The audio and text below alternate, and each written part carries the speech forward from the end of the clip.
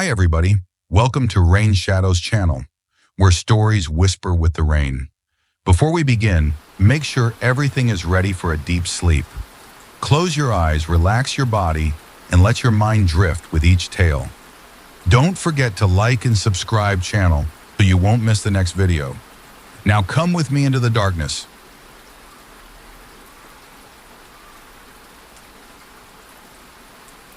When I first moved into the old house on Maple Street, I wasn't thinking about ghosts.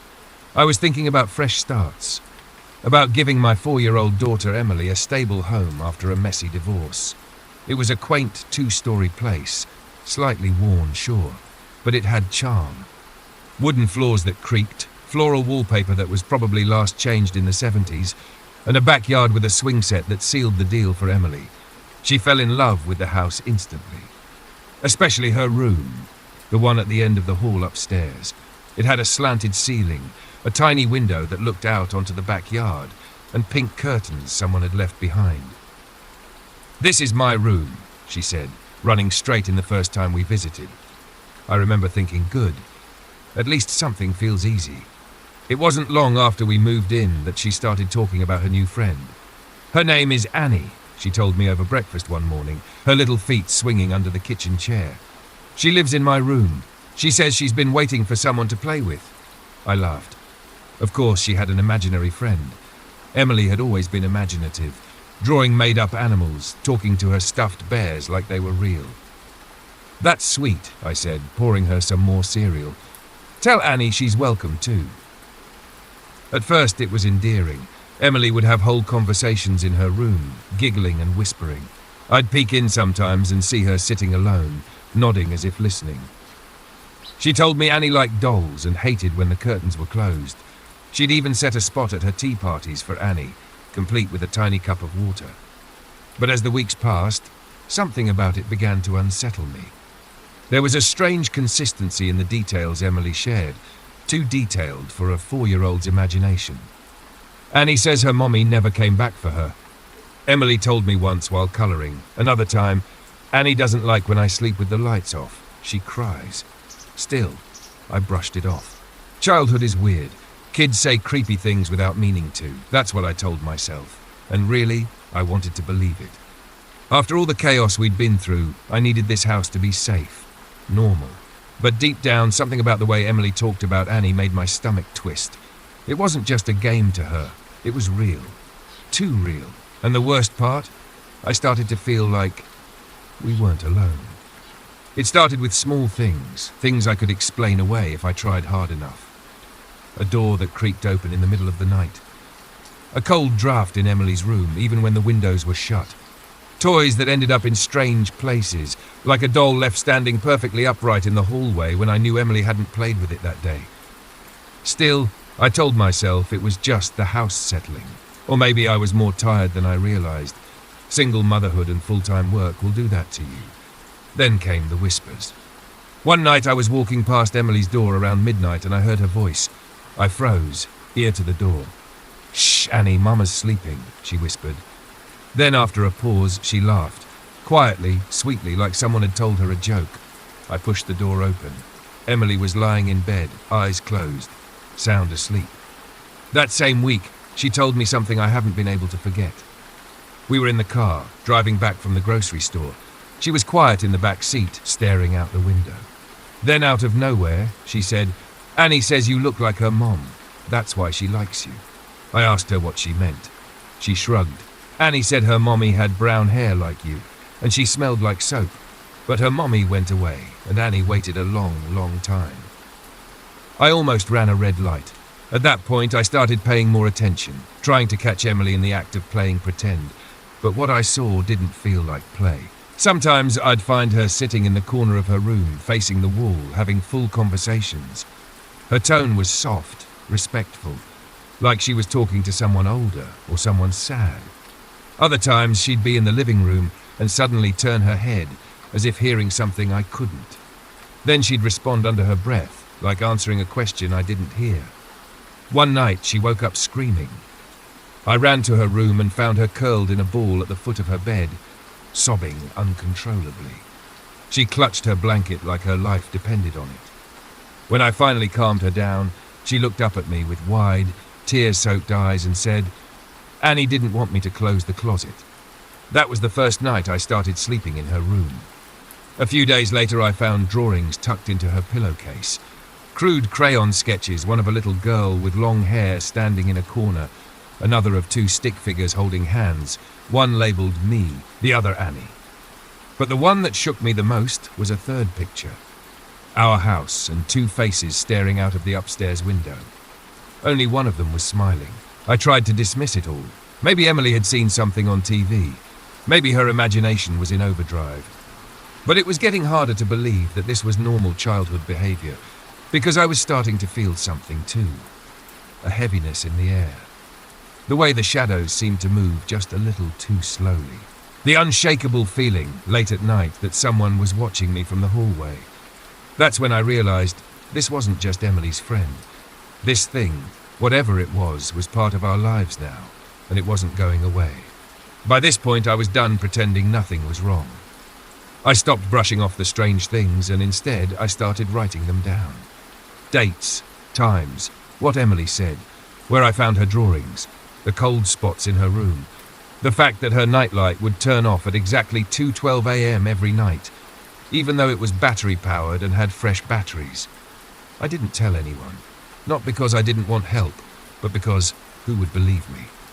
One night, after Emily had fallen asleep beside me, I sat alone in the kitchen with a glass of wine and my laptop. I typed in Annie plus Maple Street plus death. I wasn't expecting anything, but I found something. It was a scanned newspaper article from the Herald, dated November 9th, 1963. The headline read, "Tragedy on Maple Street, 7-year-old girl dies in house fire." The article described a short-circuited space heater that had sparked a fire in the middle of the night. The flames were contained to one room, the far end upstairs. The victim was a girl named Annie Matthews. Her parents weren't home. She'd been asleep when it started. The article said she was found near the closet, as if she'd tried to hide. I read it 3 times, my hands shaking more each time. I checked the address. It was our house. I couldn't breathe. I clicked through a link that led to an archive of community photos from the 60s. There, in black and white, was a class photo from a local elementary school, 2nd grade. Second row, far right, a little girl with long dark hair, wide eyes, and a faint smile. It was her. It was the girl Emily had drawn. The same hairstyle, the same dress.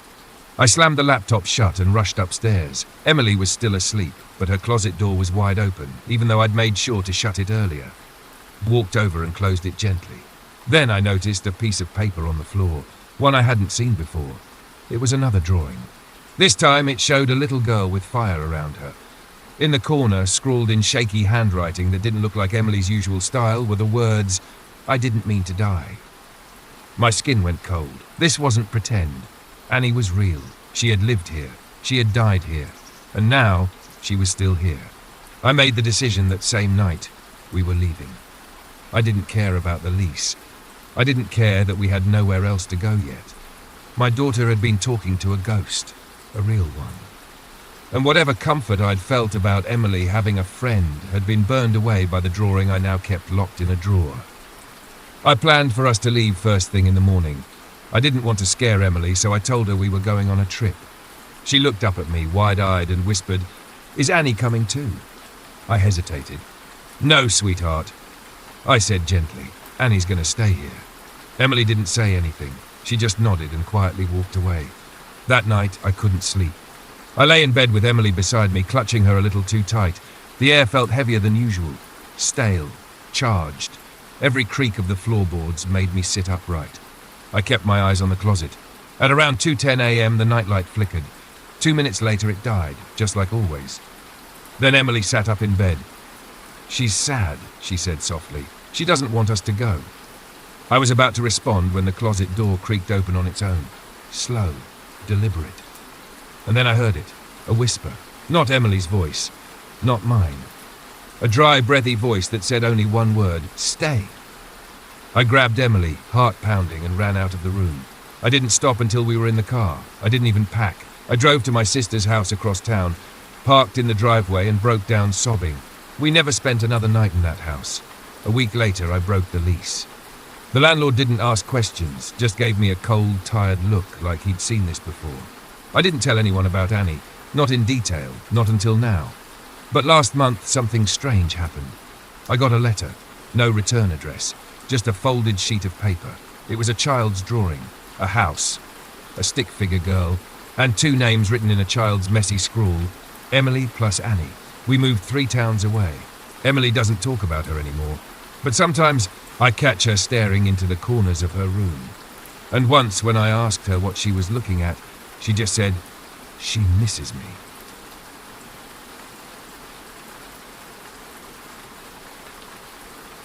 I had just moved into the oldest dormitory building on campus, a towering red brick structure that looked like it belonged in another century.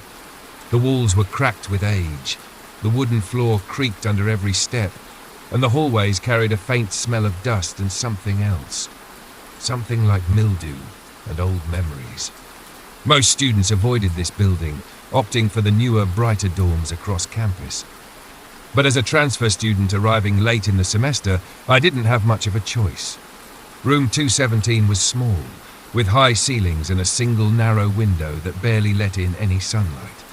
The furniture was standard, a metal-framed bed, a battered desk, a chair that tilted ever so slightly to the left, and a tall wooden wardrobe shoved into the corner. The kind of room that seemed like it had seen too much and said nothing. As I began to unpack, I opened the bottom drawer of the wardrobe. It was stiff and resisted being pulled out. When it finally slid open, a faint puff of stale air hit my face. Inside, tucked in a corner beneath a layer of dust, was an old portable cassette player, one of those chunky models with big buttons and a built-in speaker.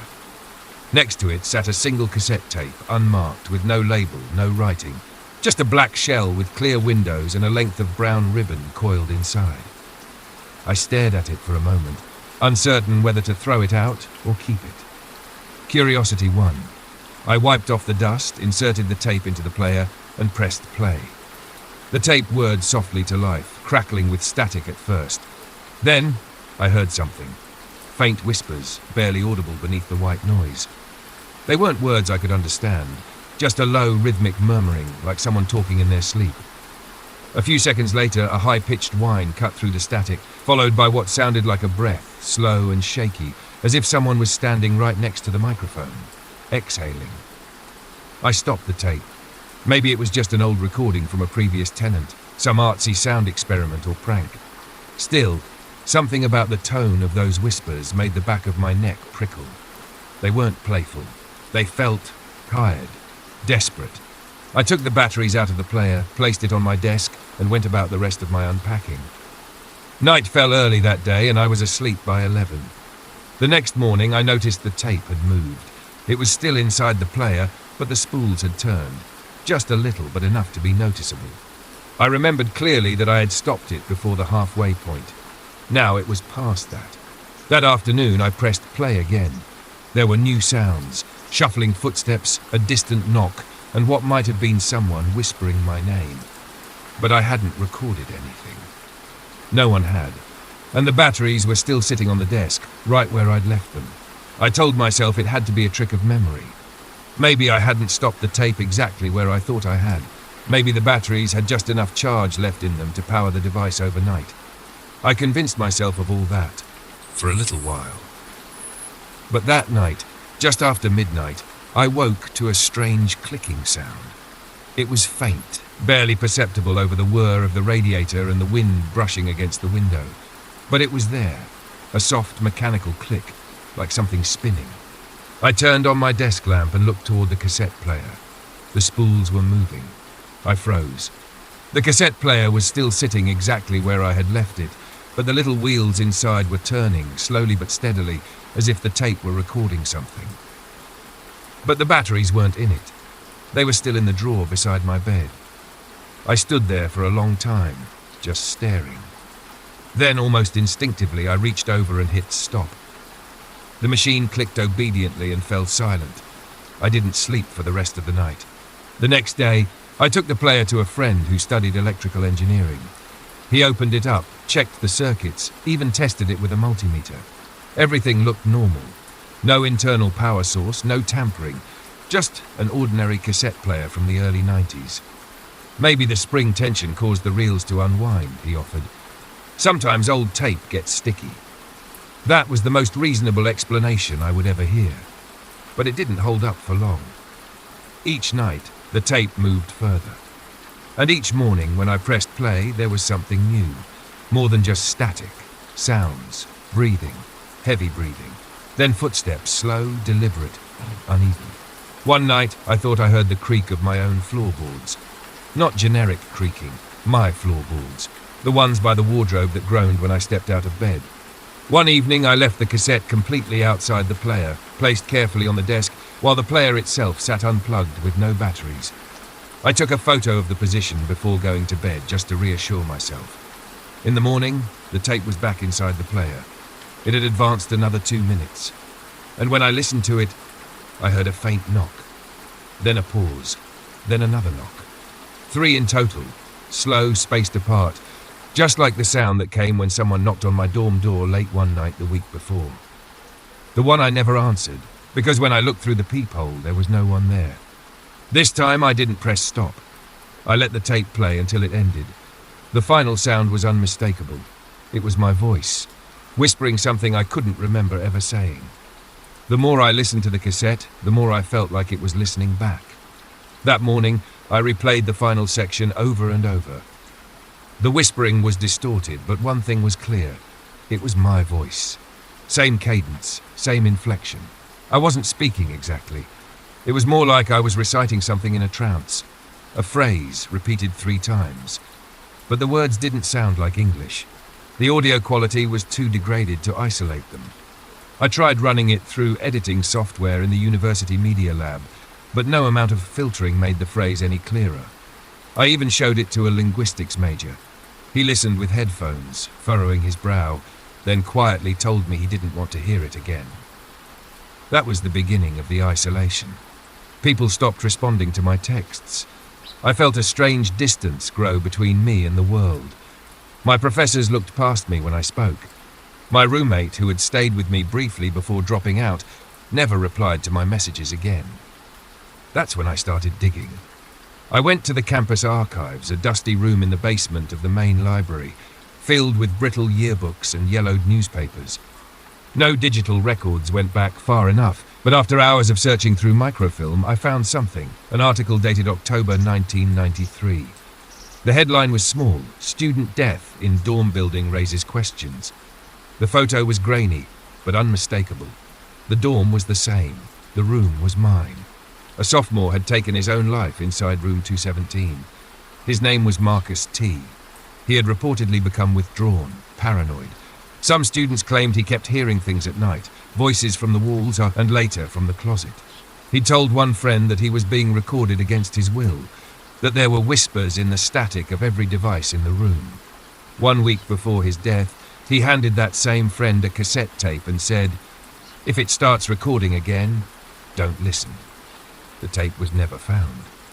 I stared at the article, the photocopied picture of a smiling young man whose eyes now seemed dimmer. I took out my phone and checked the label on the side of the tape back in my room. I had never noticed it before. Scratched faintly into the plastic with something sharp were the initials MT. That night, I brought the tape into the common room and tried to destroy it. I burned it, smashed it, even microwaved the remains. I watched the plastic melt, bubble and warp. The ribbon turned to ash. There was nothing left but a charred mess.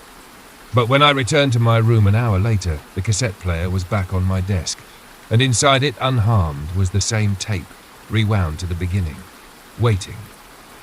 After that night, I stopped trying to explain it. There were no answers to be found in science, no hidden wires, no clever illusions. Whatever was happening, it had crossed the boundary between the rational and the impossible. I slept with the lights on, though it made no difference. The whispers still came, the tape still advanced. And now, each time I pressed play, the voice that spoke back wasn't just mine. It was me, but hollow, detached. Like an echo of a version of myself I didn't recognize. One morning, I woke up to find the cassette already playing on its own. The air was heavy and the entire room felt colder than it should have been. On the tape, there was no static, no footsteps, no breathing, just silence. Then, at exactly the 2-minute mark, I heard the words, "He left, you stayed." It wasn't a threat. It was a statement, a judgment. I don't know why those words hit me so hard, but they did. Maybe because deep down I knew what they meant. Marcus tried to leave. I hadn't. Not yet. I skipped my classes for days. I kept the cassette sealed in a metal lockbox, buried under textbooks and blankets, but it never stopped playing. Every night, I'd find it on my desk again, playing, repeating things I had never said, or maybe things I hadn't said yet. My final night in that dorm came without ceremony. I woke up at 3:17 a.m., the same time Marcus had died, according to the newspaper clipping. The air was completely still. The cassette player was beside me on the floor, its speaker humming softly. I didn't press play. It did. The voice that came through wasn't mine this time. It was Marcus. He didn't beg. He didn't scream. He just whispered, over and over, "You can't erase what remembers you." I left that morning without packing. I dropped out of the university 2 weeks later, moved back in with my parents, told them I was sick. They never asked what was wrong. Maybe they could see it in my face. I don't play tapes anymore. I don't listen to the radio. I can't even hear the sound of a fan whirring without freezing up. And yet, sometimes late at night, I swear I can hear it again, just beneath the silence. A soft hiss, a mechanical click, then a voice that isn't mine, whispering things I haven't thought yet.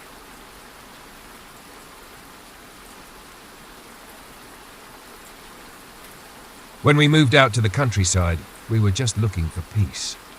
My wife and I had spent the last decade drowning in the noise of the city, sirens, traffic, neighbours yelling through paper-thin walls.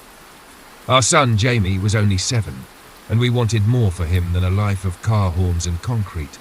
So, when we found the old house tucked between rolling hills and dense woodland, it felt like a sign. It wasn't perfect. Chipped paint, creaky floors, a bit of mould in the basement. But it was ours. More than that, it was quiet. The backyard stretched out into a modest yard framed by a rusted wire fence. Just beyond that, the woods began. Tall, silent trees, thick with moss and the scent of damp leaves. There was a kind of hush out here I hadn't felt in years. No buzzing streetlights, no late-night construction, just wind through branches and the occasional hoot of an owl. Jamie seemed to settle in quickly. He liked the space. The first few nights, he slept soundly in his new room, which had a window facing the woods. During the day, he would wander the yard, chasing bugs or collecting rocks like they were treasure. We felt lucky. It was on the 6th night that things started to shift. At breakfast, Jamie was unusually quiet. When I asked if he slept okay, he nodded, but didn't look up from his cereal. Later that afternoon, I caught him staring out his window for a long time. His hands were pressed against the glass, his little eyes fixed on the tree line like he was watching for something. I asked him what he saw. "Just a man," he said. "He was standing by the trees last night." I smiled, thinking maybe a hiker had wandered close. "What did he look like?" Jamie shrugged. "I couldn't see his face. He didn't move, he just looked at me." Something about the way he said it made me pause. There was no fear in his voice, just a quiet certainty. That night, after Jamie went to sleep, I peeked through his window, half expecting to see some kind of shadow or prankster, but the woods were still. The moonlight cast long silver streaks through the trees, but nothing moved. No man, no animal, just silence. I brushed it off. Kids see things. They imagine shapes in the dark. Maybe the city noise had been replaced by too much stillness, and his mind was filling in the gaps.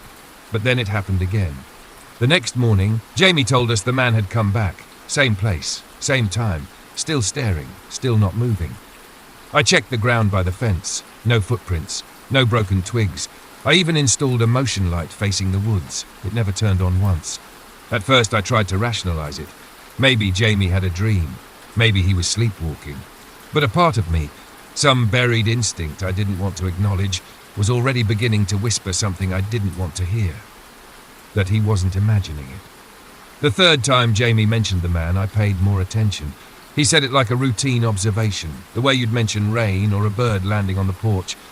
He was closer last night, he told me, without looking up from his crayons. He stood just behind the fence.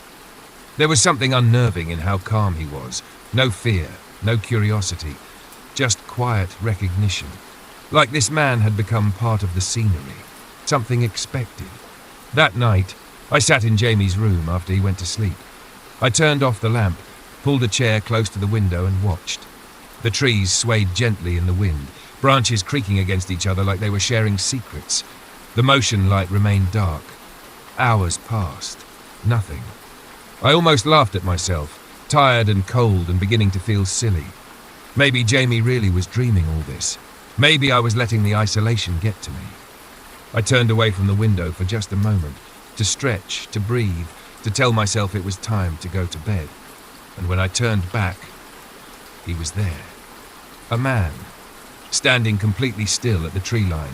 My heart seized in my chest. I couldn't make out his face. He was too far and cloaked in shadow, but his shape was unmistakable. Broad shoulders, long limbs, and a head slightly tilted as if studying the window, as if he knew I was watching him. He didn't move. Not a step, not a twitch. I waited, frozen, barely breathing. After 5 minutes, maybe more, I blinked. And when my eyes opened again, he was gone. The next morning I checked the yard. No footprints, no disturbed grass. I even examined the motion light. It worked perfectly when I tested it, lighting up the second I stepped outside. I didn't tell Jamie I had seen him. I didn't want to validate the presence.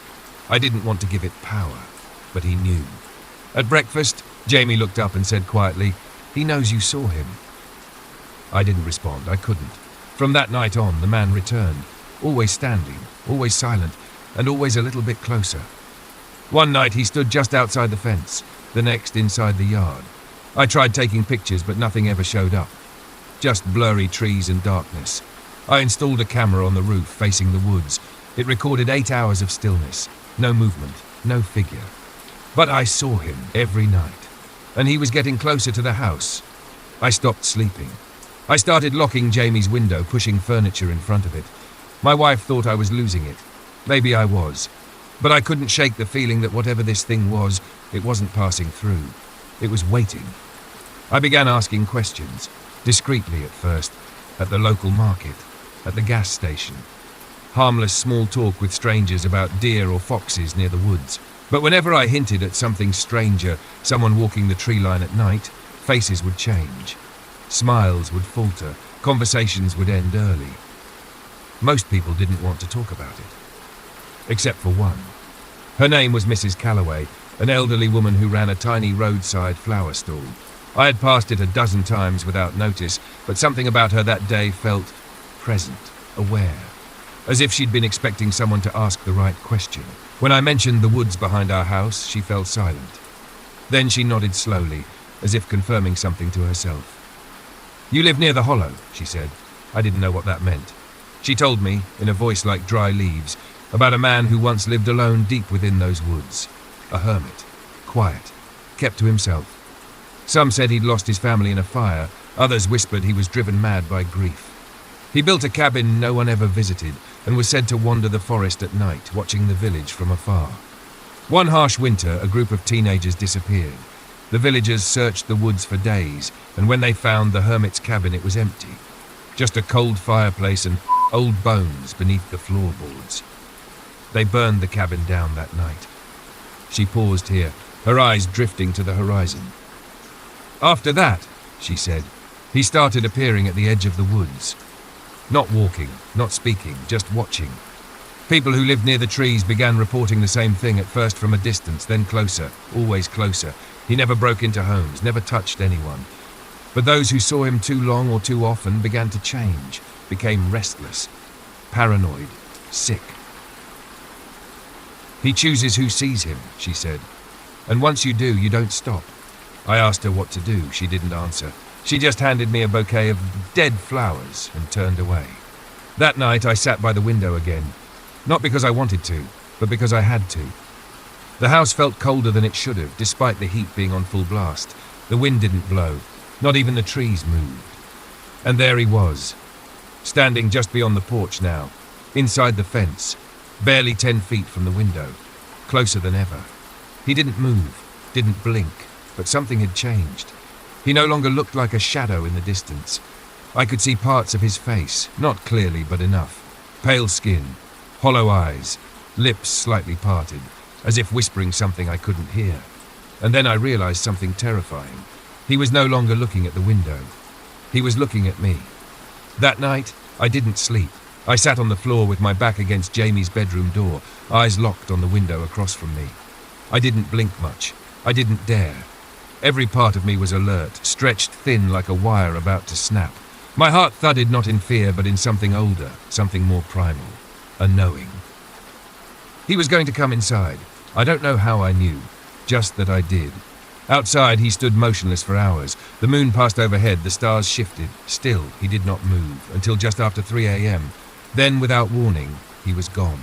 Not vanished, not faded. Gone, as if he had never been there. But the house felt different, heavy. The air was thicker, colder, like it had absorbed something wrong. I stood slowly, moved down the hallway, heart in my throat. Every instinct screamed to leave, to run. But I needed to know. Room by room, I searched the house. Nothing. No doors open, no windows broken, just silence. Until I reached the living room. The front door was locked, chain latched, deadbolt secured, but the welcome mat was inside. I hadn't put it there.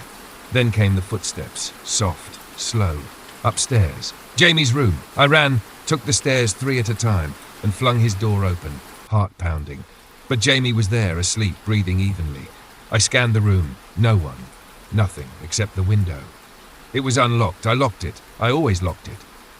The next morning, Jamie didn't speak. He stared out the window, pale, eyes distant. I asked if he saw anything. He didn't respond. He just turned, looked at me and said quietly, "He's inside now." We left that day. Didn't pack, didn't look back. Just drove until the trees were gone and the sky felt wider again. I never told my wife the full story. Not about the legend, not about what I saw. She thought it was a breakdown, exhaustion maybe. She made me promise to see someone. But even now, months later, I know the truth. I still feel it. In hotel rooms, in rental apartments, in quiet moments before sleep. Sometimes I wake up at 3:17 a.m. with the feeling that something has just moved out of sight, that something is watching from the hallway, just beyond the edge of the door frame. Just standing. I've never seen his face fully. But I know if I do, it'll be the last thing I see. Because once he gets inside, he doesn't leave. He just waits and waits. Until you finally understand. You didn't find him, he found you.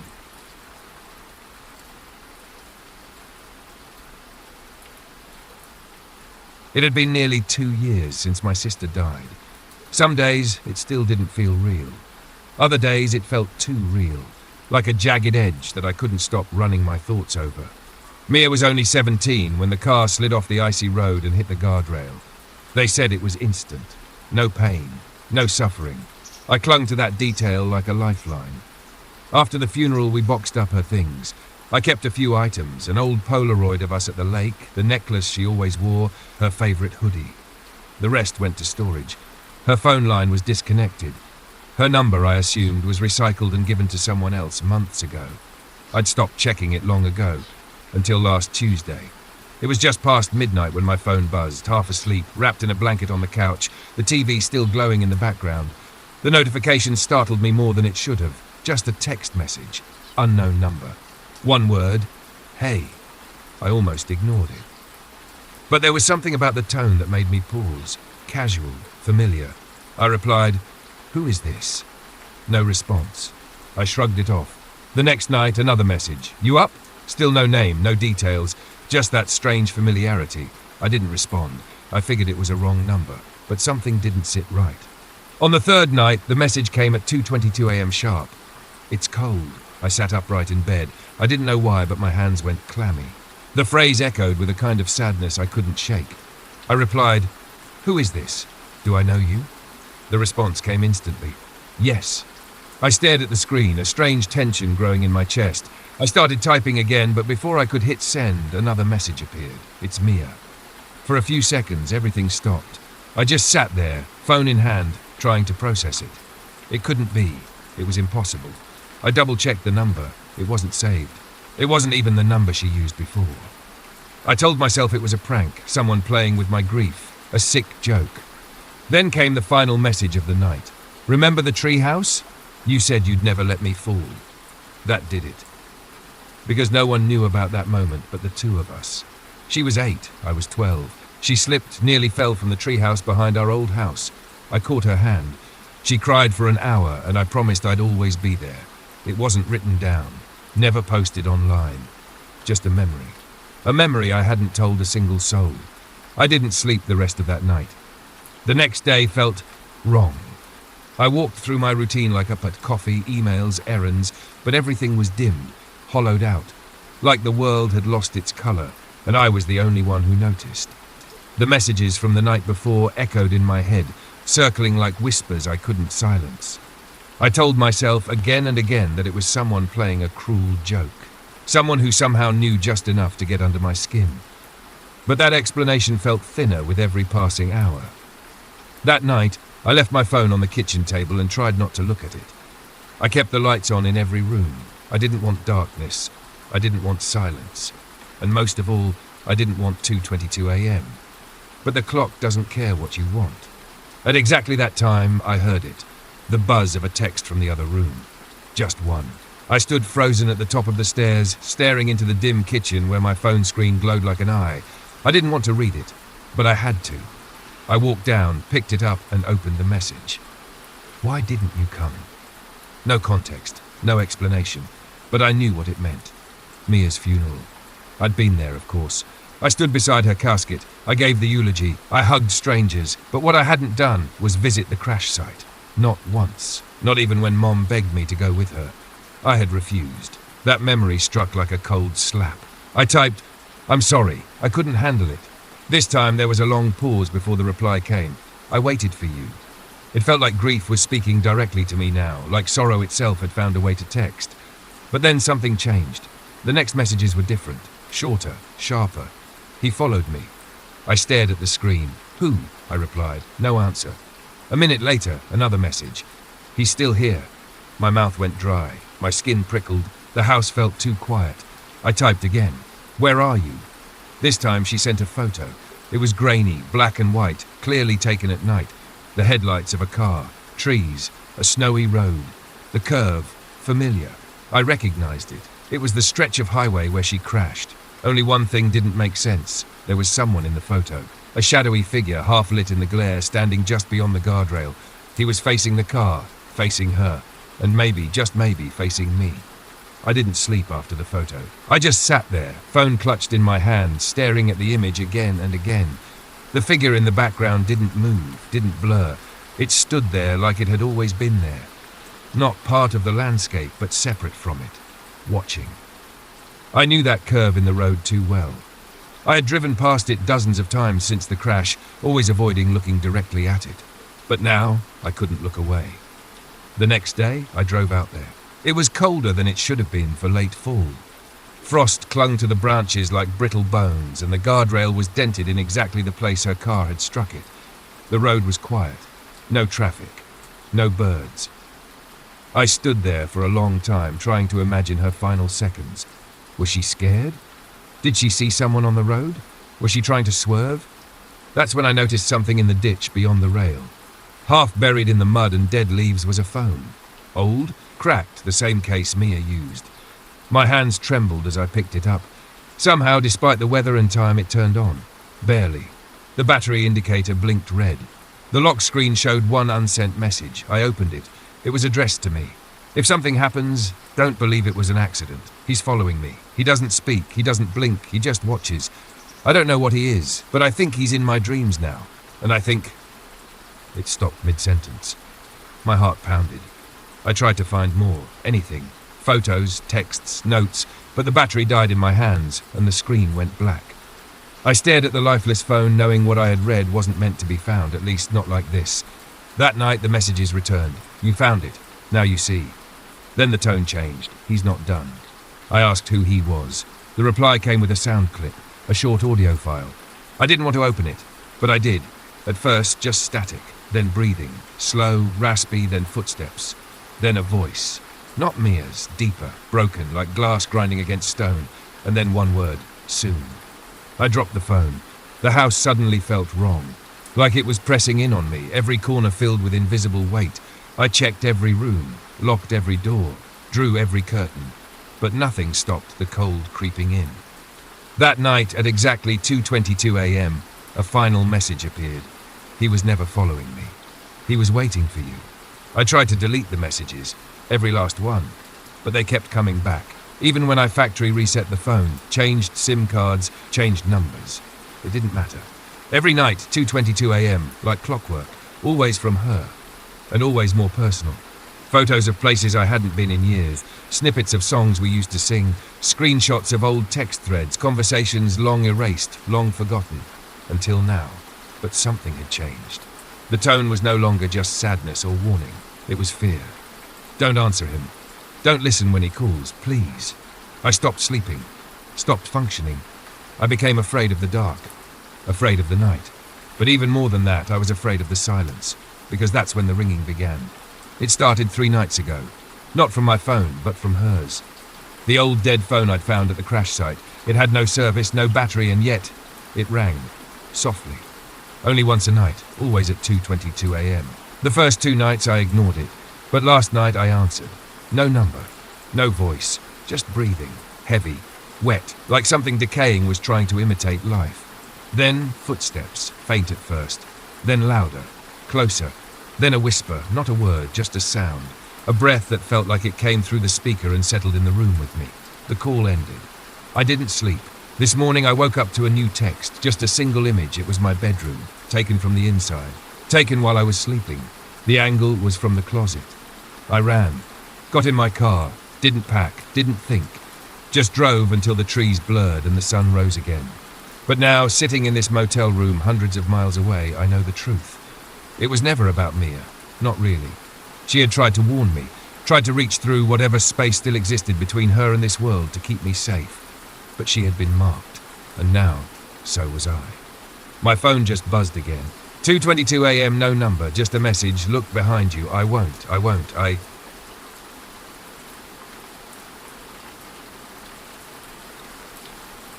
When we moved into the apartment, we weren't looking for much. Just a clean space, something affordable and quiet enough for us to work and sleep without distraction.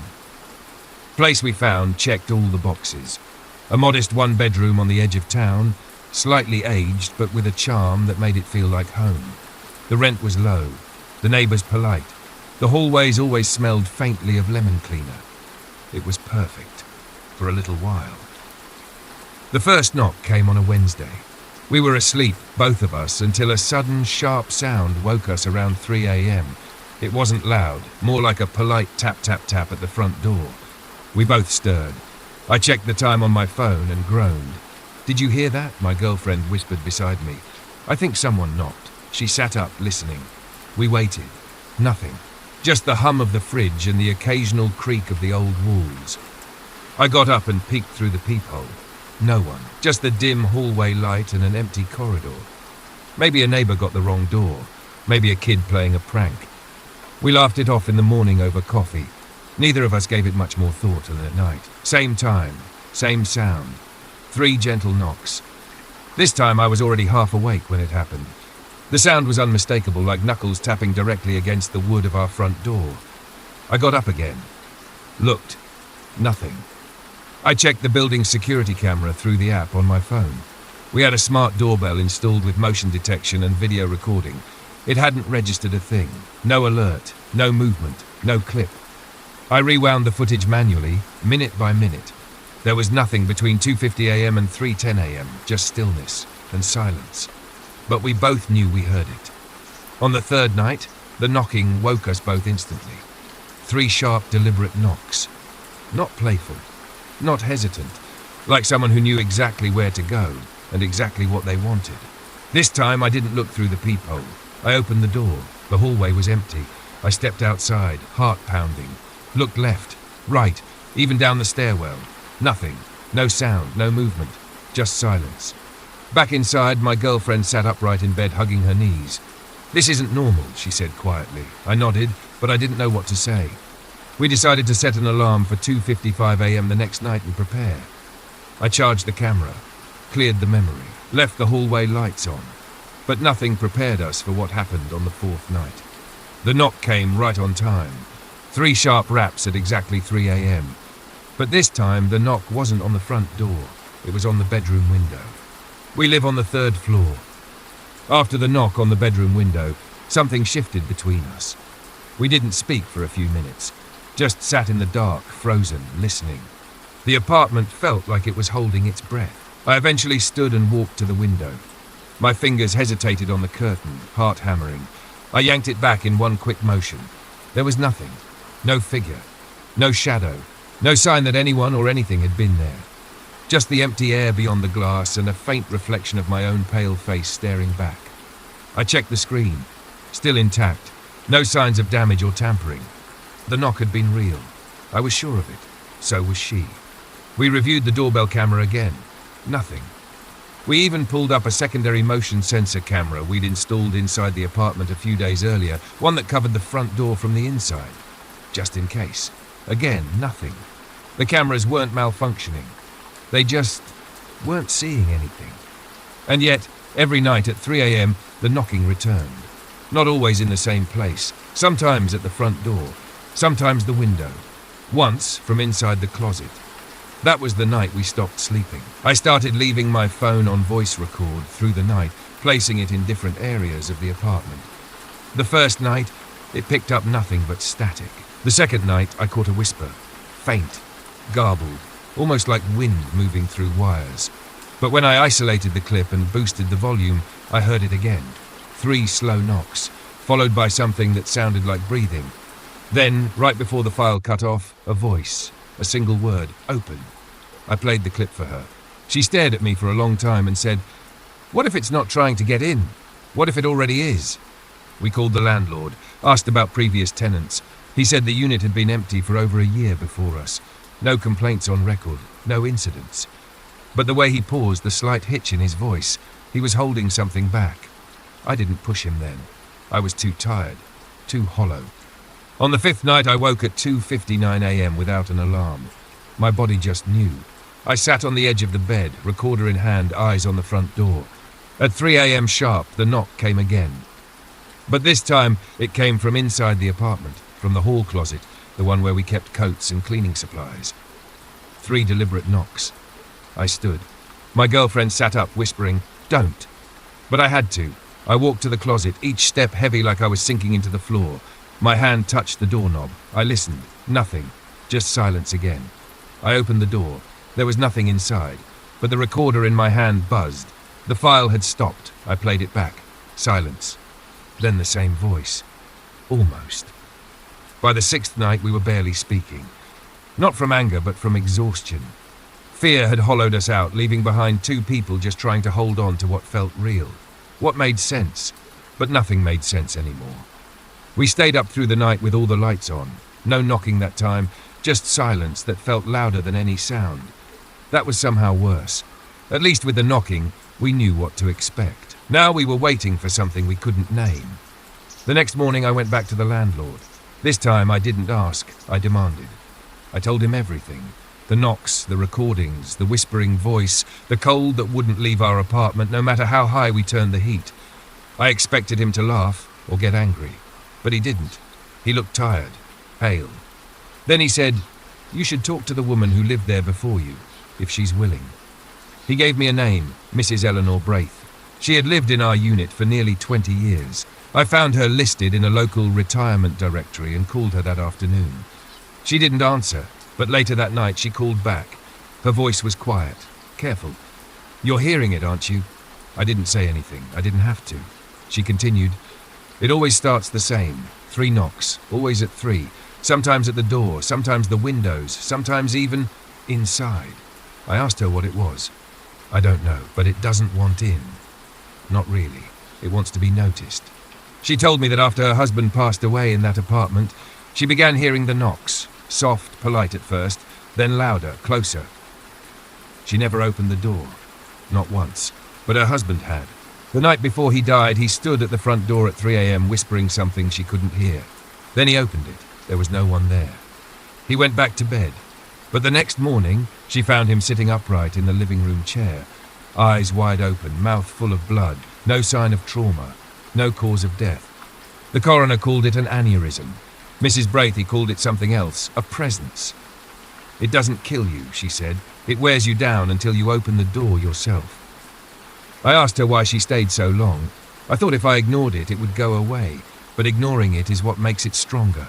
It wants attention, Fear feeds it. She paused before ending the call.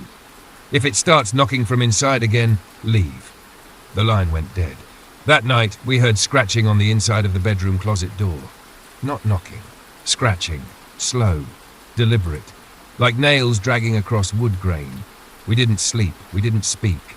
At 3 a.m., the scratching stopped. And from behind the door, a voice spoke. Calm, clear, almost human. You already let me in.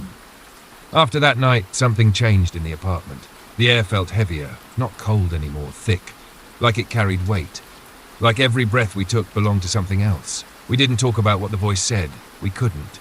Because if we did, it would mean accepting that it wasn't just a dream or stress or grief. It was real. And it was already inside. We stopped sleeping in the bedroom, moved our mattress into the living room, kept every light on, covered mirrors, unplugged the television after it flickered to life one night with nothing but static and a faint whisper that neither of us could quite make out. But the silence became worse than the sound. That night we tried to leave. We packed just a few bags, enough to get by for a few days. I called a friend who lived across town. He said we could stay. We planned to leave right after dinner as soon as traffic died down. But at 6:41 p.m, the front door locked itself. We heard it, the click of the deadbolt. I rushed to it, keys in hand, but no matter how I turned, pushed, twisted, it wouldn't open. The knob refused to turn. The chain stayed slack, unmoved, as if welded into place. We were trapped. The windows wouldn't budge. The motion sensors stopped reacting. Even our phones couldn't make a call. Signal was full, but no number would go through. Time crawled after that. We sat, bags by our feet, hands clutching each other, staring at the front door like it was a mouth slowly opening. When the clock hit 2:59 a.m, my breath caught in my throat. And then it came. 3 knocks. But not from the hallway, not from the window, not even from the closet. They came from beneath us, from the floor, from under the apartment. The sound of knuckles tapping wood, then dragging, slow, circular, as if whatever was there was mapping us. Then the lights went out, just like that. A clean, total blackout. We couldn't move, couldn't scream. We just held each other in the dark, feeling the apartment pulse around us like a living thing. Then silence again.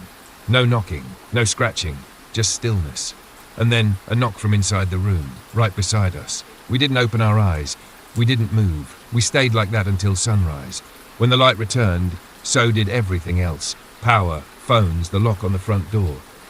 We left that morning without a word. Never went back.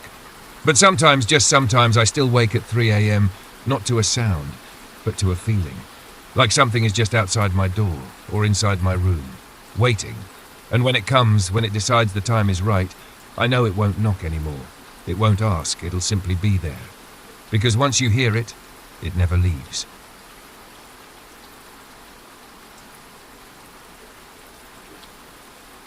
Photography has always been my escape. There's something about capturing what others overlook, the peeling paint on an abandoned wall, the way sunlight filters through broken glass, the silence that seems to settle into places no one's lived in for years. I didn't do portraits, weddings, or staged shoots.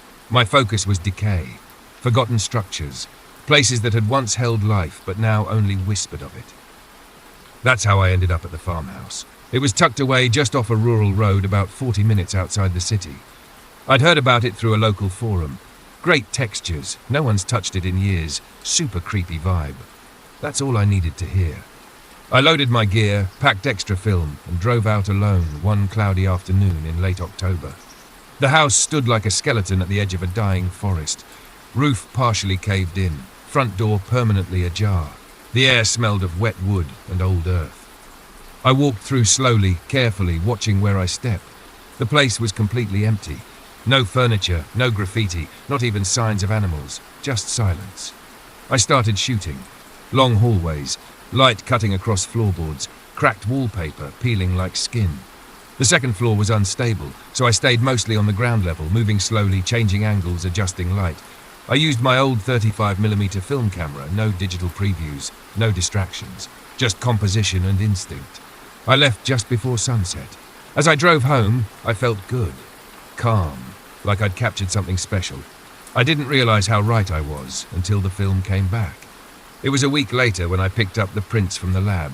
I spread them across my desk, flipping through each one slowly, appreciating the textures, the balance, the eerie emptiness of the space. Then I reached a photo I didn't remember taking. It was a shot of the hallway, one I had definitely taken, but something was wrong. At the far end of the frame, standing just beyond the edge of a doorway, was a woman. She wore a black dress. Her skin was pale, her hair long and dark, almost blending into the shadows, and she was staring directly at the camera. I sat still for a long time, trying to rationalize it. Maybe someone else had been there. Another explorer. But I would have noticed. I was alone. I was sure of it. There had been no car outside, no footsteps, no voices, and besides, she hadn't been in the viewfinder. I checked the negative. She was there, perfectly exposed, centered in the frame like she belonged. I tried to brush it off, some weird coincidence, a trick of memory. Maybe I hadn't been as alone as I thought. But as I looked closer, I noticed something else that made my skin crawl. She wasn't just looking toward the camera. Her eyes, they were fixed on me. Not the lens, not the angle, me. I told myself not to overthink it. I even convinced myself, for a brief moment, that maybe the photo lab had made a mistake. Maybe it was a double exposure. Maybe someone else's frame had bled into mine. I knew that wasn't how film worked, but I clung to the thought anyway. It was easier than the alternative. I shoved the photo in a drawer and told myself to forget it. But I couldn't, because she came back. 2 weeks later, I went out to another site, an abandoned train station near the edge of the industrial district. I'd shot there before, but the lighting that day was beautiful. Low sun through cracked skylights, dust particles glowing mid-air like fireflies.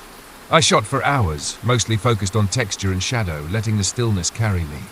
There was no one there. I checked the building top to bottom out of habit. I always did. These places were dangerous. Rotting floors, rusty beams, collapsing roofs. And more than once I'd had to deal with squatters or vandals. But that day I was alone, or so I thought. When I developed the role, everything looked normal, until I reached the fourth frame. There she was. Not in the shadows this time, but partially lit, standing behind a pillar in the far background. Same black dress, same pale skin. Her face slightly turned, her gaze still fixed toward me. I dropped the photo, it landed face down, and for a moment I just stared at it on the floor, heart racing, chest tight. She was closer than before. I reviewed the shots again and again. She only appeared in one frame, not before, not after, just there.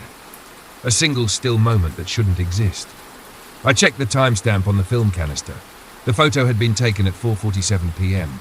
I checked the time on my phone for one of the shots I'd posted to Instagram from that day, also marked 4:47. There had been no one in the frame when I posted it. She didn't exist until the photo was developed. It wasn't a trick of the light. It wasn't a hallucination. She was there, but only when captured on film. I tried to sleep that night, but the image stayed with me. Her eyes weren't just watching, they were knowing. A stare that didn't just register light, but memory. Like she remembered me, or worse, had been waiting for me. The next day I pulled out every contact sheet I had from the last 3 months, scanned through each one like a madman, and I found her. In the background of a photo I'd taken in an old church last month, just a silhouette this time, barely visible, but it was her. She'd been following me longer than I realized. The more I looked, the more I found her. Always standing, always still, and always a little bit closer. I stopped taking photos, not because I wanted to, but because I had to. Every time I developed a new role, she was there, closer, sharper. Sometimes barely in the frame, half an arm behind a doorway, the edge of her face in a broken mirror, a dark shape in a window I hadn't noticed before. But always her. The same woman, the same dress, the same unblinking stare. It didn't matter where I went. She followed me. Abandoned factories, empty streets, even a set of test shots I took in my own apartment just to check lighting, revealed a reflection of her in the glass of a cabinet door. I hadn't seen her while shooting. I never did, but she always saw me. That's what began to haunt me most, her gaze. At first, I thought she was simply looking at the camera, some spirit drawn to the lens, to the act of being captured. But the more I examined the photos, the less that explanation held up. Because her eyes were never focused on the lens. They were angled just slightly off, slightly down. Like she was looking not at the camera, but at the person behind it, at me. I tested it. I laid out 6 photographs where she appeared. I drew lines from the center of her irises outward. They all converged, not on the camera, but on the exact position where my face had been during each shot. The eyeline wasn't coincidental. She was watching me, through the photo, through the lens, through time. As if the film wasn't just capturing light, but opening something, letting something see back. I began to feel it even when I wasn't shooting. That weight, that pressure, like someone watching me through a keyhole I couldn't see. I'd wake up at night to the sound of faint footsteps in the hall. My apartment would be colder near the walls, as if something stood close, pressing in without form. One night I dreamed of her. Not in a nightmare, in stillness. She stood in the center of an empty room, a camera hanging from her neck. Her eyes locked onto mine, and when she raised the camera, I couldn't move, couldn't blink. The flash went off, and I woke up gasping. My camera was on the nightstand beside me, but it had taken a shot. There was a single frame missing from the roll I'd removed the day before. I hadn't loaded it, I hadn't touched it, but it had advanced by 1. I developed it the next morning, hands trembling the entire time. The photo was of me, asleep. The angle was wrong. It wasn't from the nightstand. It was taken from above me, like someone standing at the edge of the bed. And just behind me, barely visible in the dark, was her face. Not blurred, not distant, but clear and smiling. I stopped sleeping after that night. I stopped drawing the curtains, stopped turning off the lights. Every dark corner, every reflection became a doorway I couldn't trust.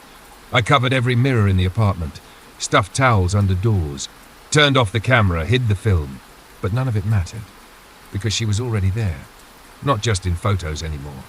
I started seeing flashes of her in real time. A silhouette in the hallway mirror. A hand pressed lightly against the bathroom glass. Always gone when I turned, always silent, but always watching. I started losing time.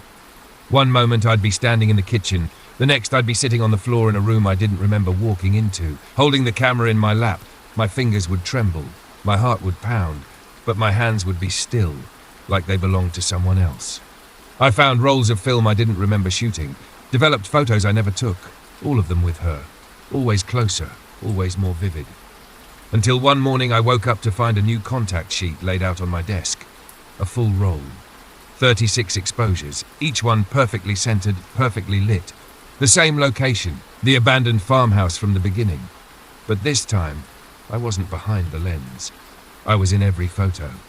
Each frame captured me from different angles, walking through rooms, crouching near windows, standing in the exact spot where I had first seen her. But I was alone. There was no second photographer, no tripod, no timer. And in the final image I was facing the camera, expressionless, and she was behind me, her hand resting lightly on my shoulder. I don't remember taking those photos, I don't remember returning to that house, but clearly, I did. I packed a bag that night, took only the essentials and the camera, drove back to the farmhouse. I had to understand. I had to finish it, whatever it was. The house was even quieter than I remembered, the light colder, the air heavier. Dust hung in thick sheets, undisturbed. I walked to the center of the main room, loaded the final roll of film, raised the camera, and waited. I didn't hear her enter. I didn't feel the temperature drop, but I knew she was there. I could feel the weight of her stare like pins across my skin. I clicked the shutter, once, then again, and again. 36 frames. I didn't look at them, didn't develop them. I left the camera on the windowsill, facing the empty room, and I walked out. That was 2 weeks ago. I haven't touched a camera since, but last night a package arrived. No return address, no note. Inside was a developed photo, matte paper, my usual size. It showed the empty farmhouse, the same room, the same framing. But this time I was no longer in the photo, only she remained, alone, facing the camera and smiling.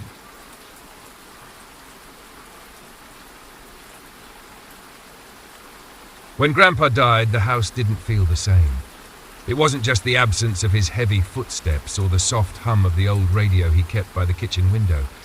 It was something deeper, like the house itself had gone still, like it was holding its breath. He passed peacefully, they said. In his sleep, wrapped in that tattered wool blanket he'd had since the war, he left behind a tidy will, a few boxes of old coins, and the house. A big, crumbling thing built in the 1930s, tucked between rows of dying trees in a part of the country that always seemed a little colder than it should be. I hadn't been there in years. Neither had most of the family. But we gathered that weekend to clear out the house and settle the final affairs. The dust was thicker than I remembered. Rooms smelled like mothballs and memories. Faded photographs lined the mantel, and upstairs, everything remained exactly where Grandpa had left it. His slippers by the bed, a book still open on the nightstand, his glasses on the windowsill, catching the last of the autumn light. Then we found the door. It was in the basement. We weren't even looking for it. My cousin had dropped a box of photo albums and while retrieving them noticed a strange outline on the far wall, barely visible behind a rack of hanging tools and empty paint cans. A door, sunken into the foundation, sealed with 4 heavy bolts and a layer of dust so thick it looked like ash. Taped to it was a note, yellowed, brittle, written in Grandpa's unmistakable blocky handwriting. "Do not open. Ever." That was it. No explanation, no context, just those 4 words, each letter underlined. Everyone chuckled nervously. Probably just junk storage, someone said, or a wine cellar. But I didn't laugh, because I remembered something. Years ago, when I was maybe 10 or 11, Grandpa had sat me on his knee and told me one of his strange bedtime stories. Not the fun kind either, the kind that left you staring at the ceiling for hours after. In it, there was always a locked room, always a warning. "Curiosity isn't worth the cost," he'd said once, with a tired look in his eyes. I had thought it was just a story. Now, here I was, staring at a real door with the same silent weight pressing against my chest. That night, I stayed in the guest room upstairs. The rest of the family had taken over the remaining rooms. It was quiet, save for the occasional creak of the house settling, or maybe something else shifting below. At 3:11 a.m. I woke up. No noise, no dream, just a feeling. Like something was calling from beneath the floor. I sat up, heart pounding. The basement door was still locked, but I swear I could hear something behind it. Something slow, something breathing. I told myself it was the house settling. Old places groan, floorboards shift, pipes hiss, but none of those things explain breathing. Not distant, not close. It came in waves, like someone trying to stay quiet, hiding on the other side of a thin wall. Slow inhale, slower exhale, measured, intentional. The sound of lungs that hadn't moved in years, suddenly remembering how. I didn't sleep again that night. The next morning, the house felt heavier. Maybe it was the grief, or maybe something deeper, something underneath us that was no longer resting. We didn't talk about the door. No one mentioned the note, not even in passing, as if by silent agreement we pretended it wasn't there. But I noticed how no one ventured down to the basement again. Even the light bulb over the stairs had gone out, and no one bothered replacing it. By afternoon, strange things began happening. Small things at first. A framed photo of Grandpa and my aunt crashed to the floor without reason. A light flickered in the hallway, though the bulb had been changed just the day before. The family dog, a quiet old Labrador, stood growling at the basement door for a full 10 minutes, hackles raised, refusing to come when called. At dinner, my uncle joked about the house being haunted. No one laughed. That night the breathing came back, but it wasn't alone. There was a scratching sound, faint but rhythmic, like nails on concrete. It came in threes, scratch, scratch, scratch, then silence, then again, steady, patient, like someone or something was tracing patterns on the other side of the door. I couldn't take it anymore. At sunrise I went down alone. The basement was cold, colder than the rest of the house. The kind of cold that didn't come from lack of heat, but from something deeper.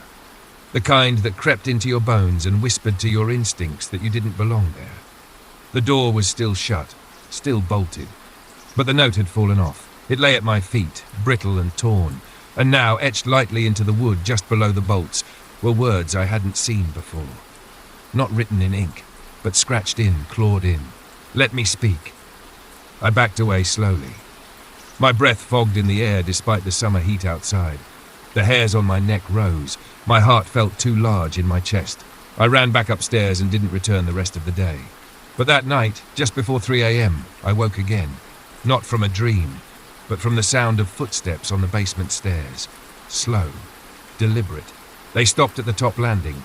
Then came the knock. 1, 2, 3. and a whisper I heard inside my own head, not through my ears.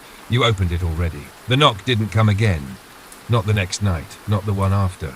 But silence isn't always peace. Sometimes silence is waiting. I began seeing things during the day. Shadows in the corners of rooms. Reflections that didn't match my movements. And always, that door in the basement, drawing me back like a thread pulling tight around my ribs. I didn't want to go, but I knew I would. The third night after the knock, I went looking through the attic. Grandpa had kept boxes of old journals, photos, letters, most of it benign, grocery lists from the 80s, notes on his old car, receipts yellowed with time. But then I found the black notebook, unlabeled, tucked beneath loose floorboards under a broken chair. The pages were thin and dry, ink faded in places, but the words were his, and they were shaking. Not in tone, but in urgency. The entries were scattered, incomplete, written like someone trying to unload a burden before it broke them. The voices returned last week. It's angrier now. Dreamed of the mirror again. It speaks when I sleep. He says I let him in. I didn't. Not really. I only looked. The paintings weren't enough. It wants more. I'm not strong enough to keep it down much longer. There were dates, names. Most I didn't recognize, but one stood out. My mother's. Beside it, one line. It tried to take her when she was 8. I sealed the room the next day. I turned the page, hands trembling. A final entry, short and jagged. It doesn't sleep anymore. I dropped the notebook. Everything in me wanted to run. But some deeper part, older than fear, told me, you have to see it. You have to know. I went to the basement, bolts still in place. But the wood looked different. Bloated, warped, breathing, like it pulsed faintly in the flickering light bulb above me. I reached out and touched the door. It was warm. From behind it came no sound. No breathing, no scratching, only stillness. But I felt something watching. Not from behind the door, but from within me. Like something tethered, buried deep, had just stirred in response. I turned to leave, but the light above me went out, and in the darkness I saw it, not with my eyes, but with something else. A flash, a face, a mouth wide open, stretching too far, eyes black, dripping, fingers thin and endless. And then a mirror, tilted toward me, showing my own face, but smiling when I wasn't. I screamed. The light snapped back on. I was alone again, but the door was open. Only a crack. Maybe it had always been. Or maybe I had opened it, bit by bit, every time I looked. Every time I wondered. Every time I let it in. The door was open and I stepped back, just a few inches. But the smell hit me first. Dust, rot, and something older, like mildew clinging to forgotten memories. The kind of smell you can taste. The kind that settles into your lungs and makes you feel like you've already breathed it in for years. Inside the room, the air was still, too still. Not like an undisturbed place, but like a sealed tomb. Like the space itself didn't remember motion. I pushed the door wider. The room was windowless, its walls thick and sweating with time. At first glance, it looked empty. Bare concrete. No furniture. No boxes. No objects. Only the walls, covered in portraits. Dozens of them. Some painted, some drawn, some smeared like finger paintings made in the dark. All of them were faces, distorted, twisted, but eerily human. Each expression frozen in horror or pain or something worse. Their eyes wide, their mouths slightly open, as if caught mid-scream. I stepped closer. Some looked old, faded like they'd been here for decades. Others were newer, fresher, the brushstrokes still sharp, still wet in places, and then I saw one that made my stomach twist.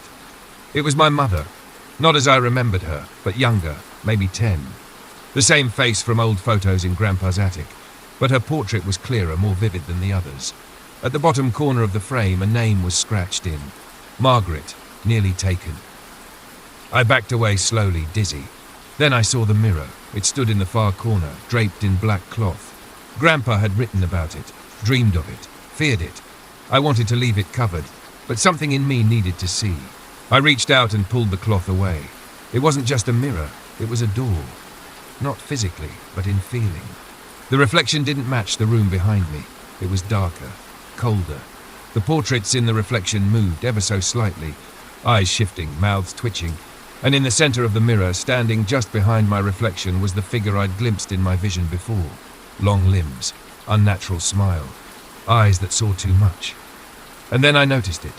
Beneath the glass, faint but legible, etched into the surface. Every watcher becomes the watched. I stumbled back. The mirror remained still. But now, in the corner of the room where no portrait had been before, a new frame hung. I moved toward it, heart clenching.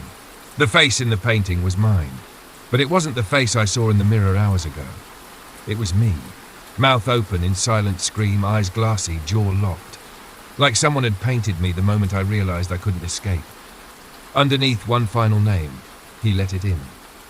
I don't know how I left the room, or how I got upstairs. But the next morning they said I was the only one who remembered the door.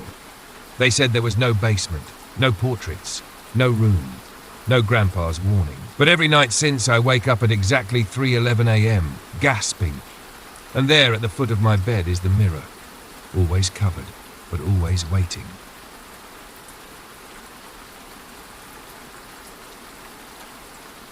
After the breakup, I needed a change. Something quiet. Something just for me. I moved into a small apartment on the 3rd floor of a weathered old building at the edge of the city. The kind of place where time seems to settle in the corners, where the floorboards creak even when no one is walking. It wasn't fancy, but it had character. Tall ceilings, crooked walls, and big windows that let in just enough light to pretend the outside world wasn't falling apart. I wanted to fill the space with things that felt like me. Not sterile modern furniture, not reminders of a life I was trying to leave behind. So I started haunting thrift shops and antique stores, picking through old picture frames, chipped mugs, faded rugs, objects with stories I'd never known. That's when I found the mirror. It was leaning against the wall in a dusty corner of a cramped little antique shop on a quiet side street I hadn't noticed before. Oval-shaped. Framed in dark mahogany wood with ornate floral carvings curling around the edge like vines. The glass was slightly fogged, the kind of silvering that made it feel like it had seen too much. I was drawn to it immediately. It wasn't beautiful, not in the conventional sense, but it had presence. The shop owner, a thin, grey-haired man who looked like he hadn't blinked in years, watched silently as I studied it. When I asked about the price, he gave a small, unreadable smile and said, "It's better with someone." That sentence stuck with me, though I didn't understand it. I asked him to clarify, but he didn't speak again. He simply wrapped the mirror in thick paper, tied it with twine, and handed it over like he was relieved to be rid of it. I brought it home and hung it in my bedroom, directly across from the foot of the bed. The first few days, I barely noticed it. It became part of the space, just another reflection of the room, showing the familiar shape of the bed, the half-empty bookshelf, the small potted plant by the window. Sometimes, when I passed by, I'd glance into it, checking my hair or making sure my eyeliner hadn't smudged. It was just a mirror, until it wasn't. The change was subtle at first, a flicker in the corner of my eye, a brief, imperceptible lag when I turned my head and expected the reflection to follow. A sensation, not of being watched, but of something watching me with me. I told myself it was just adjustment, a trick of light, a tired mind. But one night, as I passed the mirror on my way to turn off the bedside lamp, I caught something that made me stop cold. The reflection didn't move. I blinked, stepped back. The room behind me in the mirror was identical to mine, but the woman inside wasn't me. She had my face, but she was smiling, and I wasn't. I didn't sleep that night. Every time I closed my eyes, I saw her face, the one in the mirror. My face, but wrong. It wasn't just the smile. It was the way she looked at me. Like she knew something I didn't. Like she was watching me, not mirroring me. The next morning, I convinced myself it had been a trick of exhaustion. I'd been running on caffeine and denial for weeks. Maybe I hadn't even really seen anything. Maybe my reflection had caught a second of odd light and my tired brain had filled in the rest. But deep down, I didn't believe that. And I definitely didn't believe it that night when I walked past the mirror again and she didn't move. I froze. She was standing there, perfectly still, while I moved, just slightly, my arms at my side, my breath shallow. In the reflection, her hands were clasped together in front of her. Her head was tilted a few degrees to the left. Not like mine. Not even close. And her eyes weren't looking at my body. They were looking at me, directly into my eyes, like she could see past the glass. I stepped back, heart pounding. The lights flickered. A cold breeze brushed the back of my neck. I turned to the real room. Normal. Empty. still. When I looked back at the mirror, the reflection was perfectly aligned again, like nothing had ever changed. I didn't go near it for days. I covered it with a blanket, then shoved it into the corner of the room. I tried not to look at it, tried not to think about it, but the feeling didn't leave. That same sensation, like someone was standing just behind me, barely breathing, waiting. It got worse.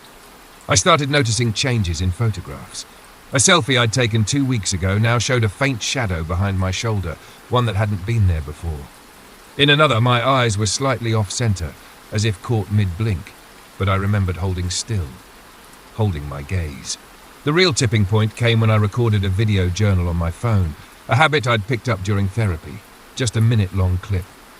A little vent about how I wasn't sleeping well. I played it back right after. At first, everything was normal. Then, in the background, just behind me, I saw movement in the mirror. I watched myself talk, but in the mirror, I wasn't speaking. My mouth was shut. The reflection just stood there, staring at me as I talked, expressionless. And then, halfway through the clip, she smiled again. Slowly, deliberately. I paused the video, rewound, watched again. Same thing. I hadn't smiled, but she did.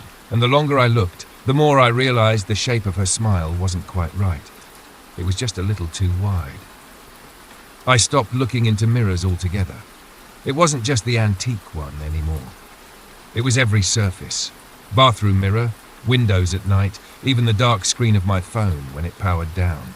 I'd catch a glimpse of movement where there should have been stillness, a shape behind my shoulder that vanished the moment I turned. But the worst part wasn't that she watched me. It was that she was starting to follow. The first time it happened, I was in the kitchen, pouring coffee. I dropped the mug when I turned and saw someone in the hallway mirror, standing still, backlit by the bedroom door. I ran to check. The hallway was empty. But when I went back to clean up the broken mug, the bedroom door was open. I never left it open. After that, she appeared more frequently. Not in reflections, but in spaces. Brief, peripheral flashes. A shoulder disappearing around a corner. A pair of bare feet stepping out of view behind a door frame. My apartment had become haunted, not by a ghost, but by myself. Or rather, a version of me that didn't belong here. I tried to tell myself I was losing it. That this was a spiral born from loneliness, stress, the silence of too many days spent alone in a quiet space with creaking pipes and flickering lights. But I couldn't explain what started happening to my things. One morning, I opened my closet and found clothing I didn't recognize. Blouses I'd never bought, a red coat I'd never wear. In the fridge, food I didn't remember buying. Strawberries, yogurt, bottles of almond milk. Things I hated. My email account showed sent messages I hadn't written, polite, pleasant notes to people I barely knew, saying I was doing better now, reconnecting, smiling again. Someone was living through me, or instead of me. I pulled the blanket off the antique mirror and forced myself to look. At first it was just me, pale, tired, dark circles under my eyes, but then as I leaned closer, I noticed a delay. I blinked. The reflection blinked just after. I tilted my head. The reflection copied it a beat too late. And then she smiled. Not with her mouth, but with her eyes, like she knew I was watching, like she wanted me to see. And slowly as I stood frozen, she raised her hand and pressed it against the inside of the glass. I didn't move. And then, so did I. Not because I wanted to, because something in me mirrored her. I lifted my hand and placed it exactly against hers, palm to palm, through the cold pane of glass. The contact sent a jolt through my chest, like I'd just touched something real, not reflection, not surface. Connection. And I knew in that moment the boundary was breaking.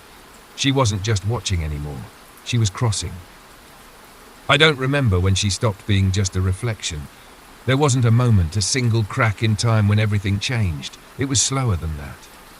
Like watching fog creep across a field, you don't realize how far it's come until you can no longer see the road behind you. At some point, I stopped recognizing my own voice. It sounded different in recordings. Brighter, lighter. Like someone performing joy rather than feeling it. Like someone trying on a new life. My friends started texting again. Good to see you out last night. Glad you're finally yourself again. But I hadn't left the apartment in days. I scrolled through my social feeds. There were photos of me at places I'd never been, cafes I'd never walked into, smiling with people I barely knew. In every picture, I looked perfect, polished, posed, in control. And behind my smile, in some of the reflections, windows, glass frames, I could see her, watching, blending in, taking over. One night, I woke up to the sound of humming, not a song I recognized, just a soft, low tune coming from the other room. My bedroom door was cracked open, even though I always closed it. I stepped out quietly, bare feet on cold floor, following the sound. She was standing in front of the mirror, not the antique one. My hallway mirror. She was brushing her hair with my brush, wearing my clothes, humming softly to herself like she belonged. And in the mirror, I saw nothing. Just the room, just the hallway. No reflection. I turned on the light. The room was empty. The brush was on the counter. The mirror showed only me, but for a split second, my face didn't match my movement. I smiled before I meant to. My eyes blinked out of sync, and for the first time I understood. I was the reflection now. I was the one lagging behind. I left that apartment the next morning. I didn't pack. I didn't clean. I just walked out. Found a motel in a town an hour away. Paid cash. Covered all the mirrors. Turned off every screen. But even here, I'm not sure I've escaped. Sometimes I catch glimpses of myself in the black surface of my phone when it's powered off. And something's still off. The way my head tilts, the way my lips twitch, the way I smile when I don't feel like smiling. And last night, when I took a photo of myself just to check, the camera didn't recognize my face. No square, no focus, like I wasn't really there, like I was already fading, like she had already won.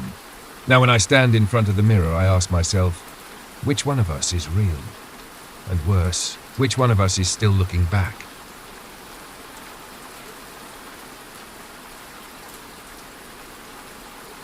For as long as I can remember, I've had the same dream. It doesn't come every night, but often enough that it's carved itself into the architecture of my mind.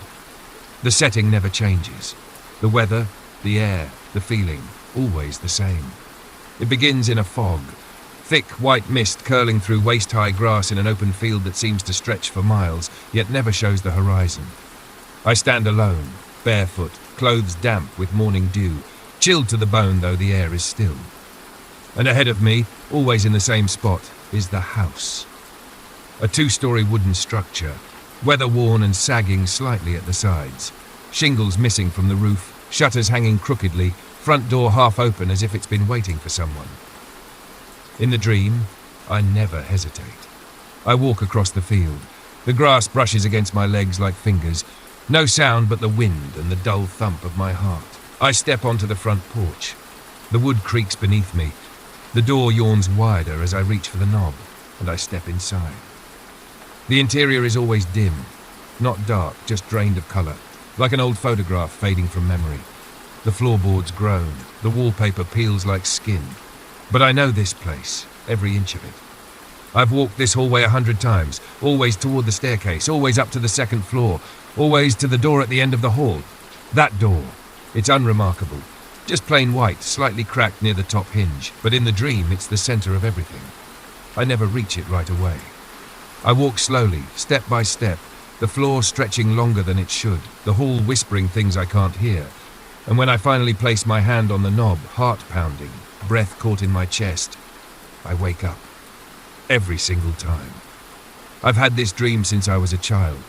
No matter where I live, what I do, who I become, it follows me. There's no trauma I can tie it to, no memory that explains it. Just this persistent image that lives somewhere between my waking thoughts and the edges of sleep. For years I chalked it up to a recurring stress dream, something symbolic, something my subconscious was working through. But it never faded. If anything, it grew more detailed, more vivid. The cracks in the walls, the musty smell of the staircase, the grain of the wood on the banister, the feeling that someone was waiting behind the door. I never told anyone, not until the day I saw the house. It was during a road trip, cutting through the back roads of a small town I'd never visited before. The fog rolled in thick that morning, just like the dream. And there, through the mist and overgrown weeds, stood the exact same house. Same roof, same windows, same front porch sagging in the middle. My heart stopped, because I hadn't just dreamed this place. I had remembered it. I pulled over without thinking. The road was empty, swallowed by fog in both directions. My GPS showed no markers, just a blank stretch of grey with a little blue dot pulsing uselessly at the centre. I killed the engine and stepped out, gravel crunching underfoot, the cold air wrapping around me like an old memory.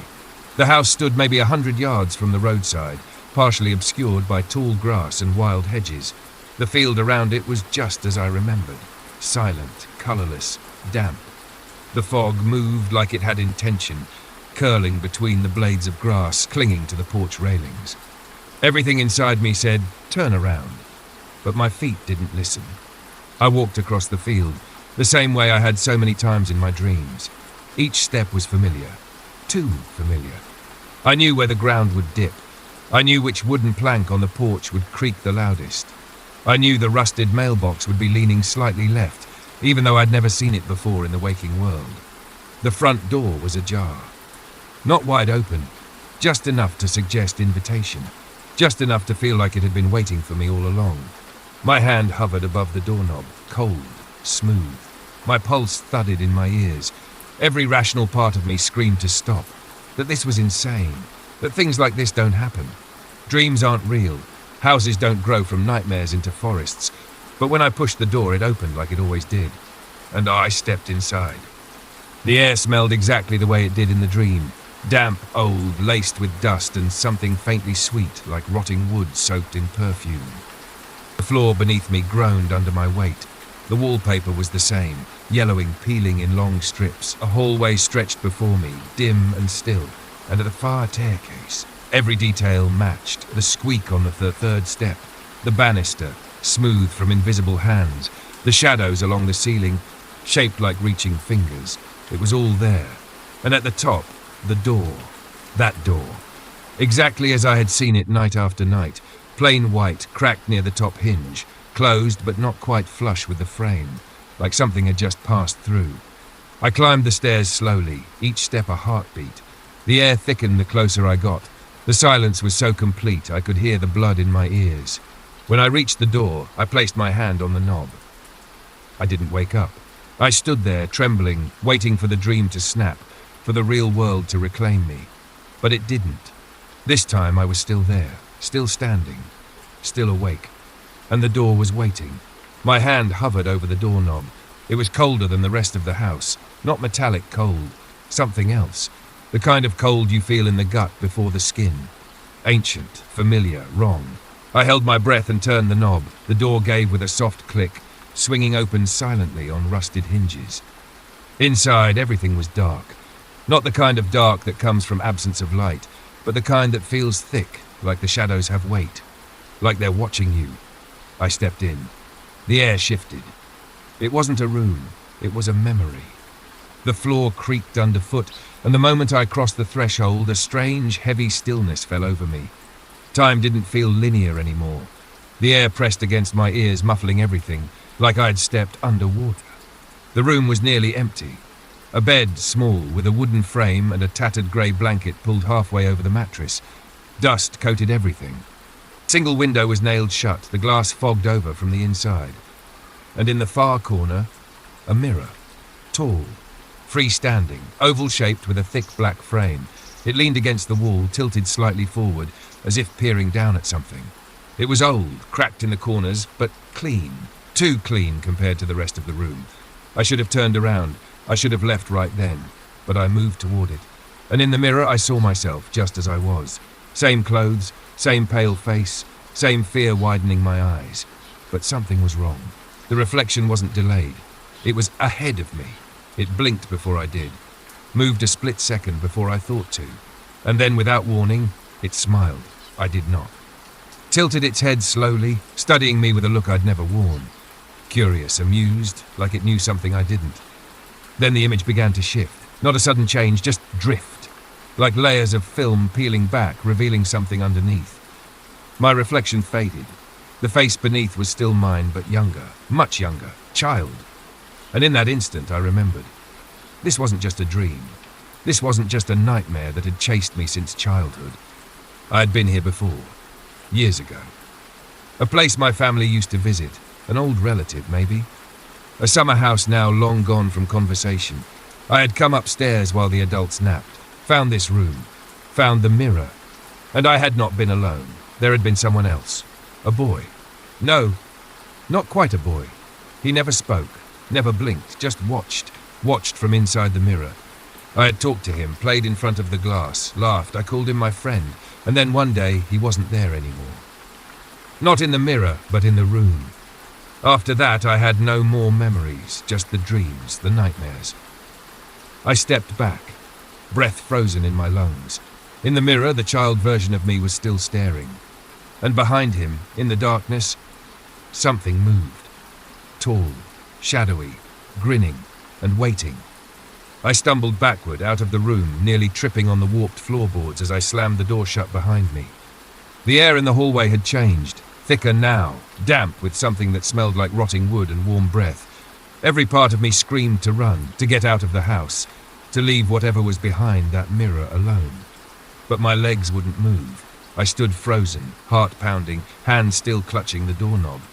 I couldn't stop thinking about that face in the glass, my face, but younger, innocent, curious.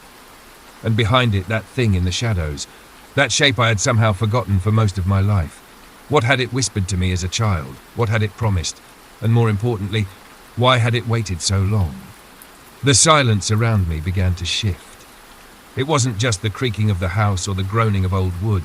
It was breathing again, deep and steady, like the house itself had lungs, like something within its walls had finally woken up. I ran, down the stairs, across the hallway, past the sagging door that had once been an exit. When I reached for the handle, my hand passed through it, like it wasn't real anymore, like I wasn't real anymore. I looked down at my fingers, blurred at the edges. Not transparent, not fully, but like I was fading.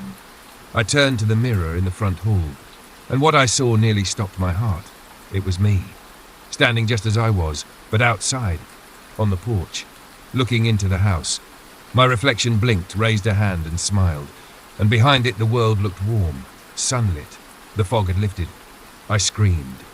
I beat on the glass, but there was no sound, no echo, just the creak of the old house folding in on itself. The mirror wasn't showing a reflection. It was showing a replacement. Then the world around me began to bend. The wallpaper peeled in reverse. The air grew dense and yellowed. The light dimmed as though the house had sunk deeper underground. I tried to run, but my legs moved too slowly, like I was trying to sprint through molasses. Every door I opened led to the same room, that bedroom, that mirror, and the boy staring back. Only now he wasn't a boy anymore. He had grown. He looked just like me, and he was smiling wider. I opened my mouth to scream, and then I woke up, but not in my bed, not in my car, not even in a motel. I was lying in the bed from the dream, in the room behind the door, wrapped in that grey blanket I'd seen 100 times. The mirror stood across from me, tilted slightly forward. I stood and looked into it, and I saw myself, but I didn't blink, not right away. And when I smiled, it wasn't mine.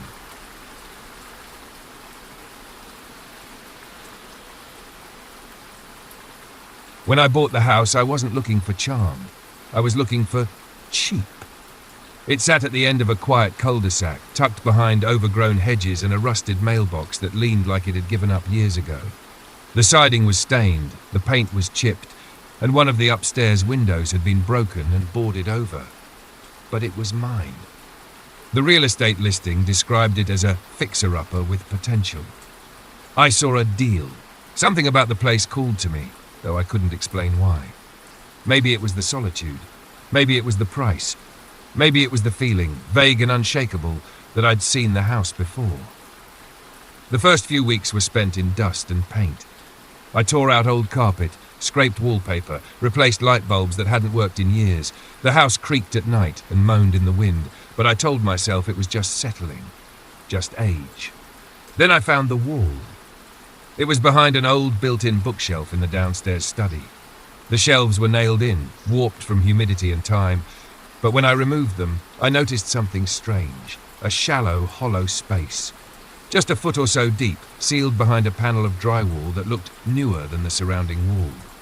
Curious, I pried it open. Inside, nestled between two beams and wrapped in a strip of faded cloth, was a small leather-bound book, worn, water-damaged, and tied shut with brittle string. A diary. I almost laughed. It felt like a cliché, the kind of thing people find in horror movies right before everything falls apart. Still, I brought it upstairs, set it on the kitchen table, and untied the string. The pages were yellowed, some sticking together at the corners. The ink was faded, but legible. The handwriting changed slightly over time, sloppier near the end, but it was all the same person. The first few entries were mundane, notes about the house, weather, strange dreams, a growing sense of paranoia, though no context was given. Lines like, "The scratching came again last night. I locked the bedroom door this time. He knows I know, I saw it in his face when I passed him on the stairs." No names, no dates, just fragments. I assumed it was fiction at first, a writer's journal, maybe, some kind of private mental exercise. But then I turned a page, and everything changed. A new entry began. They never found the girl from Birch Hollow. I thought I'd feel something. Guilt, relief. I didn't feel anything. I paused. The handwriting was still the same. Careful, pressed deeply into the paper. The next lines were more erratic, as if written in a rush. She wouldn't stop screaming. I told her I was sorry, that it had to be done. I closed the book. Suddenly, the house didn't feel so empty. I should have thrown the diary away, should have burned it, buried it, anything, but what I did, read more. It sat on the kitchen table for a day, untouched. Every time I walked past, I felt it watching me, like the weight of what was inside had seeped into the air, into the walls. Still, something pulled me back. Not just curiosity, a need. Like the book wanted me to finish what someone else had started. So I kept reading. The entries became more detailed, the tone darker, more frantic. Whoever wrote this had spiraled into something far worse than loneliness. She said she recognized me. I couldn't let that happen. Her name was Anna. She fought so hard. It's easier in the basement. No one hears anything down there, no windows. The dirt hides things well. It was fiction, I told myself. Some deranged story, maybe a prank from the previous owners, but part of me wasn't convinced. So I started digging. Literally, at first, I checked the basement. There were no obvious signs of tampering, just a cracked concrete floor and the stale smell of moisture and time. But I couldn't shake the feeling that something had happened there. Something still lingered. Then I turned to research. The local library still had archives of old newspapers. I spent the better part of a weekend squinting at microfilm reels and yellowed headlines. That's when I found the first one. June 1997, Anna Callister, 24, missing from Birch Hollow. Last seen walking home from work. Case remains unsolved. I froze. It couldn't be a coincidence. Then came another. October 1999, body of Emily Rhodes, 17, discovered in wooded lot outside town. Cause of death undetermined. The diary had mentioned both names. Anna, Emily. The descriptions lined up. Age, location, timing. The phrasing in the diary was disturbingly specific. Not just vague guilt or poetic exaggeration. No, it was knowledge. Details that hadn't been in the news articles. Things no one should have known unless they were there. Unless they did it. I raced home, pulled out the diary again. My hands shook as I flipped to the final written page. The date at the top, the day I moved in. A new voice walks the halls now, curious, quiet. I wonder if he'll understand me. I think he will. I think he already does. I slammed the book shut. Something creaked above me. I looked up. The light fixture swayed gently in the hallway, though no window was open. No vent was running. I was alone, I think. That night I locked the diary in a drawer, but when I woke the next morning it was on the kitchen table again, open to a blank page, and a pen lying next to it. I didn't touch the diary that morning. I stared at it from across the kitchen, the way you might watch a venomous snake that's found its way into your home, silent, still, coiled. The pen was lying neatly beside it. The page was blank, but I knew it wouldn't stay that way. By noon, I had convinced myself someone was messing with me. Maybe the house hadn't been as empty as I thought. Maybe one of the previous owners had a key. Maybe I was losing my mind. I installed new locks on every door, changed the code on the alarm system, checked every closet, every crawl space. Nothing. That night, I slept with the lights on. The diary was locked in a box beneath my bed, wrapped in an old towel, pressed under a stack of books. But I still heard it. Not with my ears. with something deeper, like a whisper threaded into my dreams. Right. The next morning, the box was open, the towel unwrapped, the diary was back on the table. A new entry had appeared, dated just hours before. He's starting to remember. He dreams of dirt and blood, though he won't admit it yet. The memories aren't gone, they're just buried, like the rest. I read the words over and over, not written in the same shaky hand from before. This was different, familiar.